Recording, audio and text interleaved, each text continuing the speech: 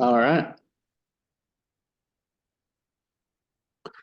The time is now 6:15 PM on Thursday, February 8th, and I'll call our regularly scheduled board meeting with the McMinnville Fire District to order. And a roll call of directors. President Garvin, Here. Vice President Smith, here. Treasurer Traff is gonna be coming on sooner, I think. Secretary Pratt Here. and Member Sparrow is absent. All right, let's bring us to Pledge of Allegiance. Then call on Fire Marshal Darby to lead us in that. Pledge allegiance to the flag of the United States of America, to the republic for which it stands, one nation, under God, Indivisible, with liberty and justice for all. Thank you for that, Chief. Yeah, I was trying to get here. That's fine. That takes us to changes to the agenda. Any changes to the agenda this evening? No, sir. All right, no changes, which takes us to consent agenda. The only thing we have on there is our meeting minutes from last meeting. And if nobody has any issues with those, I'd entertain a motion for approval of the consent agenda and the minutes from last meeting. I'd make a motion that we approve the meeting minutes and the consent agenda. All right, so we have a motion by Vice President Smith and a second. I second that. Thank you, Ray. So we have a motion by Vice President Smith and a second by Secretary Pratt. All those in favor signify by saying aye. Aye. Aye. Aye. Any opposed? Consent agenda passes 3-0. That takes us to the financial report, and I'll call on Chief Godfrey to brief us on that. So we did receive our leave payout balance from the city to the tune of $328,818.59. As I discussed earlier, we're still kind of in that transition phase where we're still paying money out as they receive monies. But as far as the IGA and the requirements of the IGA, we've made all those check boxes. So things that we were required to accomplish, we have. From a budget update perspective, myself, Treasurer Traff, President Garvin, Donna, and our part-time hired accountant met to go over the layout of our budget to kind of take the city 6-month budget, the district's current 6-month budget as a district only. And we are working on getting historical data put into our budget documents right now. So we can see some city historic. It's not exactly accurate for what the district, would be expending. But it does give us historical data on things that we have historically had to purchase and revenues in which we've received. We discussed how the budget will be laid out in the future. I think we went pretty heavy, correct me if I'm wrong, but I think we went pretty heavy on making it more visibly understandable, if you will. So we separated into 5 divisions: administration, operations, training, fire and life safety, and then the ambulance fund. Under those, there will be subcategories so that all of our roll-ups to operations, for example, you'll actually be able to see what is it that we budgeted and how did that roll-up get to this sum of money. That's what we're working on right now.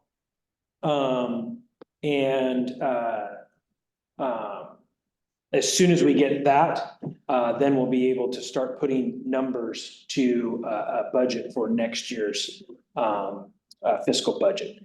Right now, what our goal is to capture expenditures and revenues that we know that we're going to have and get those in the budget, and that will give us our residual amount of expenditures or expendable budget, if you will, to budget for certain line items. Some of the things we're also looking at is that cash carryover piece to get us from July to the November-ish timeframe, predominantly for payroll purposes, and figuring out that payment method and way. There are other options that we'll look at, but how do we bridge that gap between July and November?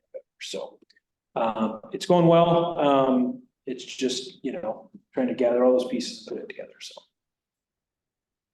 Thank you for that. That takes us to public comment, and Donna or Scott, did we get any comment cards? No? And I don't think anybody's on Zoom besides Scott and Ray, right? Correct. All right, seeing nobody looking for public comment. Show and tell nothing. Okay, thank you for being here. And that takes us to action items, board policy 15. So, just prepping for budget processes, I reviewed, board policy 15. Second page towards the bottom is the board's adopted policy for budget committee members. As I read, feel free to correct me, but it appears that the recommendation is a 5 member budget committee with all 5 all 5 district board members as part of that. So really a 10 person board. I think it does recommend, not necessarily require, but recommend members from, all of our constituents, volunteers, other staff, as well as outside members. So I bring it to the board's attention. My recommendation, of course, it's the board's decision, but my recommendation is that we do open up and start moving forward with finding 5 additional board members. And then that will allow us to have those individuals in pocket and prepared for budget meetings. And then as we collect the information and data needed for an actual proposed budget, we could then convene the members of the district board and the members of the budget committee to start going through that process.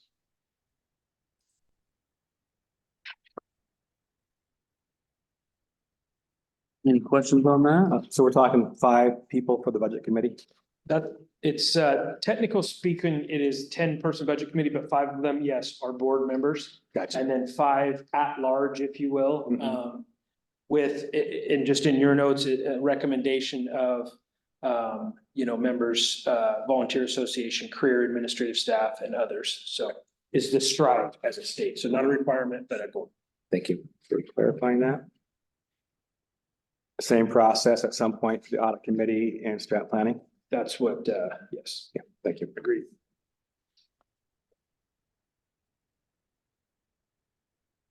Any other questions? Anything from you, Ray?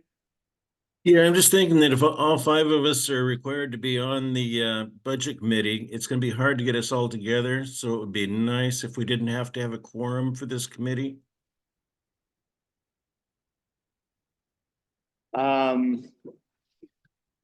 So because of Oregon budget law, we will have to be present, but that doesn't mean we couldn't hold budget committee meetings, ahead of or after our regularly scheduled board meeting. So it's not taking up another night for you. Okay, That's something we can discuss. That would work. I could just see it dragging out if we all had to be there. Yeah, it's just because we are the board of directors, there's limitations of Oregon budget law that you have to have a quorum of that whole board. Copy that. Okay. That said, the quorum is of that 10-member body, so technically if like tonight when 3 of you guys weren't able to get on, Josh was on a call, Sparrow was absent, and you had some passcode things. Issues, yeah. We could have started a budget committee meeting if budget committee members were here and we had a quorum of the overall 10. Okay. Any other questions on that? Other than that, I'm good. And so initially we were gonna stand this up in February this month, but we're still trying to work with our accountant on getting this actual budget built, so you guys are good with maybe putting out applications towards the end of the month and then picking a budget committee next month. Yeah. it's fine. Good here. Oh, yeah. Thank you, Ray. Uh-huh. Would you like us to kind of follow the same process we used for the commissioners? Yeah, the civil service. Commissioners, Yeah. and then we could bring it does state that you guys appoint, and you also have the authority to interview and or do background checks, so we'll just bring you the collected information, and then you guys could go through that process. Yeah. Okay. We can do that. Thank you. What is our timeline for the other committees? What are we thinking on that? We actually have all of the, we have 13 civil service. I believe it's 13 applicants for civil service, so we're ready. Do that, work through budget. The issue, the only reason it hasn't been brought forth is because we have a meeting next week to finish the, we had to work through a concern, I'll call it. We didn't want to bring the commissioners in prior to, because the appointment and such is spelled out in civil service. So we didn't want to do it differently than what civil service would read before you, as a board, approve the first round of civil service. Gotcha. So that's, but we're prepared to do that as soon as that, and I believe that will be done on, I believe it's Tuesday or Wednesday. We tackle these two committees and then we look at the audit and strat plan committee, maybe in, No, that comes up later. No, we're doing that right now. okay, gotcha. Yeah, it comes up here, On the agenda, sorry. yeah, My apologies. we will talk about that. Thank you. All right, so that takes us to other business. First up, we have LoSAP. Bring your attention to treasure craft. It's on Zoom. Oh, thank you for joining us. You're first up in the hot seat. Did you capture that? You have anything on LoSAP treasure draft?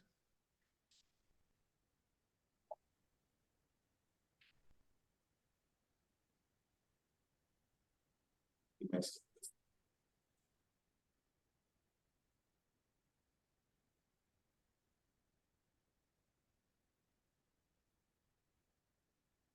He's connected. Treasure draft, can you hear us? I can hear you. Hi, sorry about that. No, totally good. Perfect timing. Anything new on LoSAP for us or nothing new to report? Nothing new to report on LoSAP. All right, thank you. And that takes us to branding. Anything you want to share on branding? Okay, board information reports.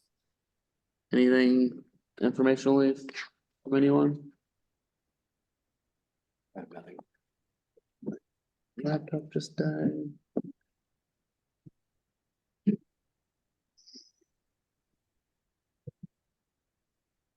No. That takes us to department reports. First up, local 3099. Brought a notebook and nothing tonight? Oh. Volunteer, Pete? All right, takes us back to fire chief's report.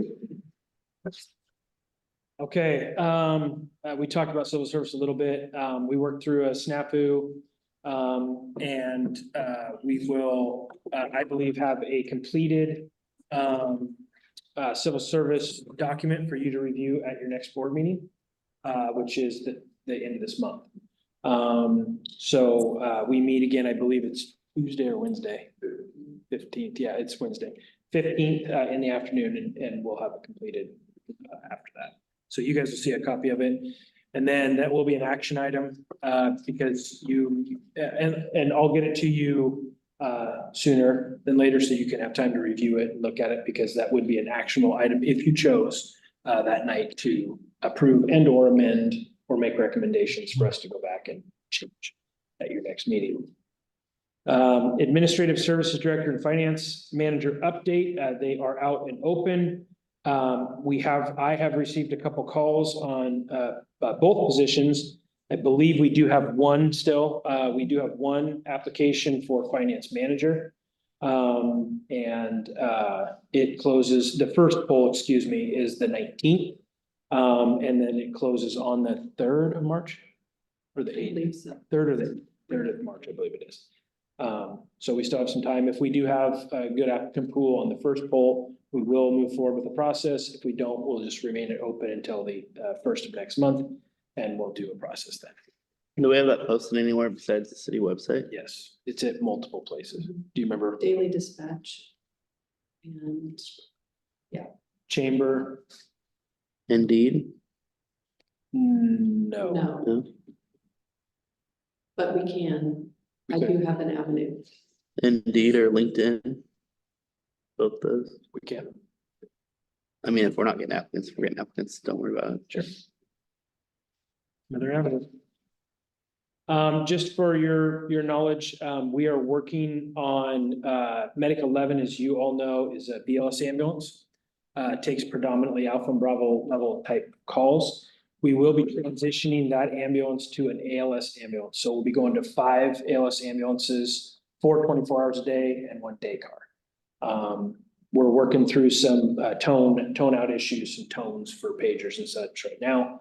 But in the very short term, we will be transitioning that to an additional ALS ambulance. That'll give us more coverage within our own ASA. And the goal is to also decrease times when we require move ups from outside agencies. We did receive the contract for the air show from the city. We used to fall under their umbrella as a city department under the contract. So I'm waiting for that to come through, and I'll review that contract, and then myself, city manager, police chief, and the individual that runs the air show will sit down and discuss any topics or anything needed. The contract is still a good contract through December of 2024. So there won't need to be any changes this year, but theoretically next year, they would have to renegotiate a contract if they chose. FEMA grant update, Chief Law is taking the lead on the application side of things, making sure all of our paperwork and such is in line. We will, as I stated last meeting, be going for replacement of all of our mobile and portable radios to tri-band radios. So we're getting quotes for multiple vendors to choose one to submit for that application. It is a high level recommended product radios meeting. So we'll be ready for that, and we'll bring it to the board at the next board meeting. I'm waiting for one more bid because there is matching funds, correct? Yeah, there will be matching funds, so it would be require board approval to move it over to the grant in case we did receive it. I will be attending the conference in Seaside with a couple of the board members. Chief Darby will be the acting fire chief. In my absence, my phone will be on and with me. My emails will be being checked very frequently. So if it's just a question, feel free to reach out. If it's emergent, Chief Darby will be local and will be available at all times. And Chief Law is currently acting as the ops chief, also covering for Chief Hanneman. Website updates, good news. We got everything turned in that was required of us. The website is active. They're just currently putting in all of our information. The intent is to get it up and running as it was before with the information before. And then as we get it out and about so people can have contact with us and see, update each division, with additional pertinent information, if you will. So they did not give us a time frame, but he did say he does have time to work on it now. So they are actively working on it as we speak. We are working with LifeScan for physicals. LifeScan is a company that provides NFPA physicals as well as cancer screening as part of their physicals. We're currently working with them to get bids. It likely, it could happen this year, this calendar year, not likely this fiscal year, just due to their scheduling and such. So we're getting bids from them, and then we'll decide if we're just, right now is when our firefighters normally do their annual physicals, so we'll work with the union and the volunteers, because their combat firefighters also go through it. And see, do we want to do what we've always done for this year, kind of just complete that? And then next year go to life scan, or do we want to push our physicals out to the October-ish timeframe is the last date I heard. Perform the higher level of physical, so. We're working on that. And then last but not least, Vice President Smith, to your question, we will be, or we did get assigned Chief Dunkel as our consultant. We are meeting with him on Friday. Unfortunately, he had a family emergency at the last time we were supposed to meet. And he was not able to meet this week. So we're meeting with him on Friday. And that will be for Strat planning. yeah, for I'm trying to think of the word, a bid, basically, a standard RFP, work. Oh, Their scope of work. scope of work. Thank you very much.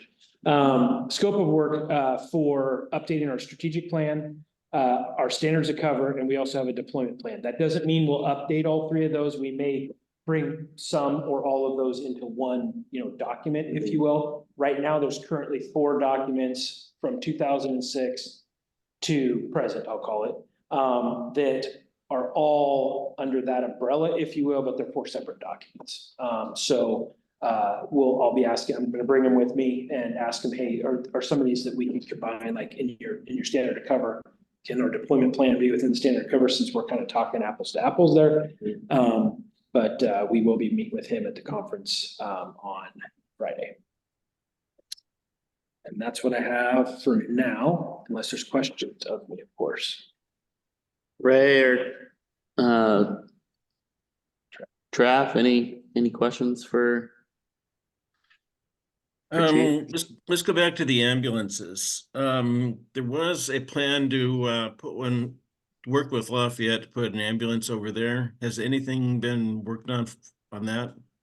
There has been. I met with Lafayette Carlton's fire chief Monday, I believe it was. I have talked to the union as well as Chief Hannafin on the potential of moving our day car ambulance to Lafayette for coverage as kind of a start, if you will, for coverage. It is a single role ambulance, so it does not take away from our effective firefighting force. I'm going to be 100% frank with you. He wasn't very interested. They have some individuals that stay there on a daily and nightly basis, and he felt that our presence would affect his volunteers wanting to stay. They want to go on calls, and I said, well, we're not going on a fire response. It's ambulance only, and we would be providing the ALS care to their BLS or firefighting EMR type of care. I did spend a couple of hours explaining it to him. He's going to think about it, but at the time, wasn't sure that was a good option for him. With that said, I have met with a couple of other, I've met with all fire chiefs in the county that we service for ASA. And I think that there are a couple others that would be interested strategically from a location standpoint. Lafayette is likely the best. From a call volume standpoint, there are other options that we could collect, actually more calls. They just wouldn't be as strategically located to cover, the other outside districts. So I am going to continue to work on that. I will obviously entertain anything if he comes back. And I, of course, will follow up with him, but that's what we've done so far. Now, please don't get me wrong. That does not mean that we could not move an ambulance to Lafayette still. It just wouldn't be running out of their fire station. So we'd have to figure something else out if you would. Okay. Did that answer your question, Ray? Yes, very, very well. Thank you. Any other questions for Chief regarding his report? I have a question. Go ahead, Treasurer Traff. I know you guys have quite the workload there in your office, Chief. Have we looked into possibly, I don't know what it entails or what the cost associated with it is, but a grant writer, someone who has a track record of successful grant writing and Specific to the radios? that SCBA's, if there's something out there, I'm not sure. Just someone that's kind of their realm and they know how to navigate that. Yes, I did discuss with one of the vendors that is going to put in a bid of a potential, I asked if they had grant writers, because a lot of times, as you know, those businesses would love to write your grants. You know, they hire people for that because it's a benefit for them. They do have a grant writer, and he was checking on availability. As far as SCBA's right now, we are not looking for grants for SCBA, so no, I have not checked specifically to that. But from the radio side, yes, if we pick one of the vendors, there is a potential we could have a grant writer from that vendor, if you will, help, yes. Okay. And if I could, one more time, or one more go back, the International Association of Firefighters also has a program that you can submit your application to them and they review it for you. They provide feedback, if you will, you know, with their experience and their history and knowledge. And I have talked to the president of Local 3099 and they are willing to send that off on our behalf once it's written. Excellent. Any other questions around the chief report? No. All right, that'll take us to correspondence. Has anybody got anything in their inboxes over the last couple weeks? No. That'll take us to informational items, and you wanna present on that, chief? Yeah, Dennis McMinnville, a longtime firefighter engineer, is having a retirement party. Thought I had the date on here. 23rd, thank you. At the Oak, at 5 o'clock, 5 to 8, if I remember correctly, 5 to 8 o'clock. I'm sure he would love to see anybody from the board that wanted to say hi. I will attend it also, and say hi. We are partnering with Local 3099 on the going away party. So And that was on the 23rd? that's correct. Should be a Friday. Yes, it is. Yeah. This is a save the date. So please don't ask me a million questions. Chief Hannafin is the lead, but the awards banquet is March 15th at 1700 hours at Youngberg Hill.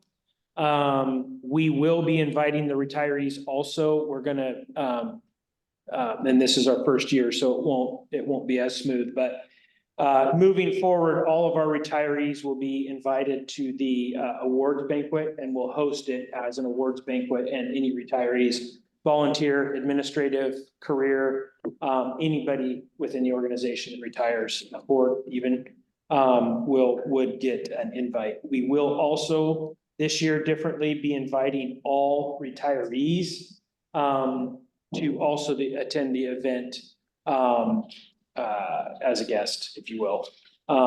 So kind of trying to expand that and add a little more inclusion, if you will, across the board. So more to follow. Chief Hannafin, when she gets back, she's on vacation this week, but when she gets back, she'll be sending out more information, but I just wanted that to save the date on your calendars. Thank you.